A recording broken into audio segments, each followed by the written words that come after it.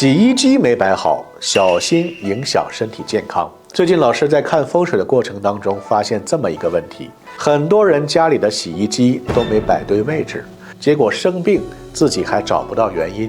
之前老师帮一位老园主调理他家孩子房间风水的时候他们家留我吃饭，饭桌上他就说自己不能吃辣，肠胃炎。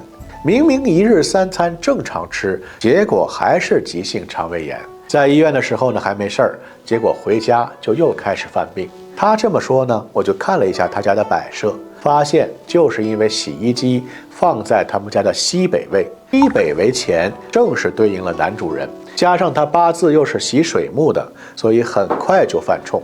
我就问他是不是洗衣机刚买回家没多久就这样了，他想了想说还真是。后来老师也是帮他做了处理。洗衣机你别看它是用水用电的，其实它属火土，正是代表了肠胃和心脏，要是没摆好家中一定会有人生病的。你们家的洗衣机放在哪里啦？你放对位置了吗？要是还不懂可以来私信老师，希望能为你答疑解惑。